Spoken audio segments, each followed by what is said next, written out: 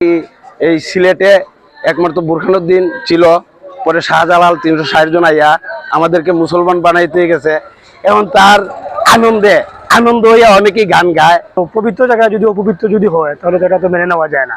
পুরুষের নামে ধরো অনেক গান বাজনা, মহিলা নাচ, জোয়ার আসর বয়, এখানে মাজারের পাশে অনেক গাঞ্জা টাঞ্জা বিক্রি হয়। সিলেটের হযরত শাহপুরান রহমতুল্লাহ আলাইহির মাজারের বার্ষিক ওরস শরীফ আজ বৃহস্পতিবার থেকে শুরু হয়েছে। তবে এবারের উরুসে অতীতের ন্যায় কোনো অতিরিক্ত আনুষ্ঠানিকতা বা সাংস্কৃতিক অনুষ্ঠানের আয়োজন করা হয়নি। দরকা বর্তমানে তো মাজার তো একটা পবিত্র জায়গা, ওরা হলো আল্লাহর ওলি, শাহজালাল শাহপুরান 360 উলিয়া।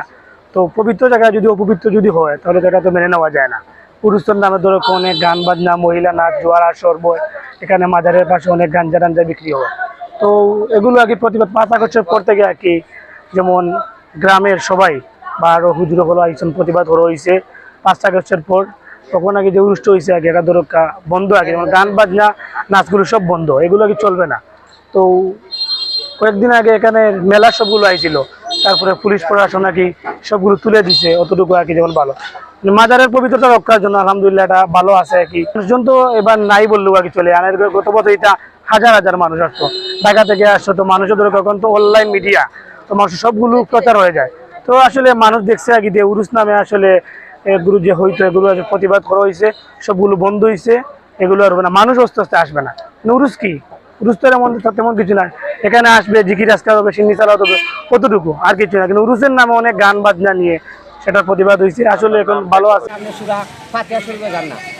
গান সুরে না, আগান সুরে, নামাজ পড়ে সব দীর্ঘ করতে পারে, কোনো নিষেধ নাই। কিন্তু আমরা তো করি এটা একজনের ফেকাত বানাই লিখি, প্রশ্ন মশলা বানাই লিখি, একটা বানাই লিখি বা অত্যাচারী হারে হয়ে যায়। নামাজ পড়ি, ভিতরে চুরি করি, কিন্তু লাভ আছে। হক পথে নামাজ পড়াশোনা করে, নামাজ পড়লে মুদ্রা, এরকম মরা মানুষের কথা কয়।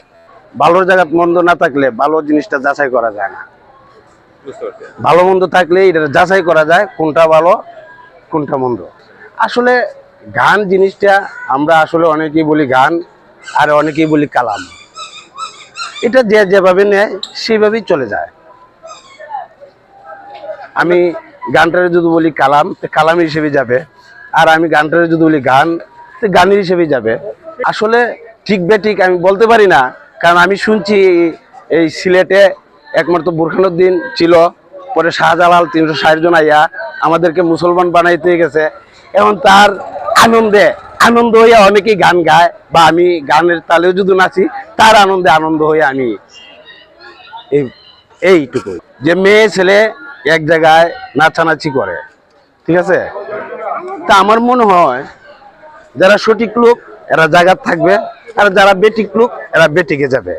সে আমার সামনে গান বাজনা করুক না, যাই করুক, নাচুক না, যাই করুক, আমিও নাচলাম। আমার মনটা যদি জায়গার থাকে তৈরি সঠিক আমি মনে করি। উরুস হচ্ছে, উরুসে হয় না, ঠিক আছে, এটা লোকে নিষিদ্ধ করছে, তাই জন্য মনে করছে এটা হইতেছে না, ঠিক আছে। যেমন জ্ঞানের ভিতরে অনেক ধরনের অনেক কিছু হয়, ঠিক আছে, অনেক কিছু হয়।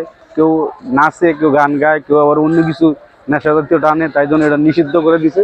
তাই জন্য এটা না হওয়াটাও ভালো, ঠিক আছে। না আইবো, জিকির আজকার করবো, ঠিক আছে, নামাজ পড়বো, এতটুকু দোয়া করবো আল্লাহর কাছে, এতটুকু পাওয়া এতটুকু আর।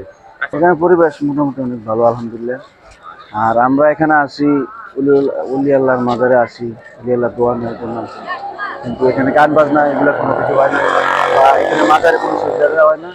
উলি আল্লাহর মাজার সারা বাংলাদেশে, আমরা আমাদের বাংলাদেশের রহমত উলি আল্লাহর মাজারে দিয়ে।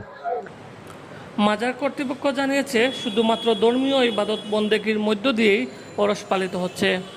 মাজারের খাদেম মোহাম্মদ সাদিকুর রহমান জানান, মাজারের পবিত্রতা রক্ষা ও জিয়ারতের উপযোগী পরিবেশ নিশ্চিত করতে পুলিশ ও প্রশাসন সর্বোচ্চ সহযোগিতা করেছে। ওরসের শেষ দিন শুক্রবার মধ্যরাতে খতমে কুরআন ও আখেরি মুনাজাতের মাধ্যমে অনুষ্ঠানের পরিসমাপ্তি ঘটবে।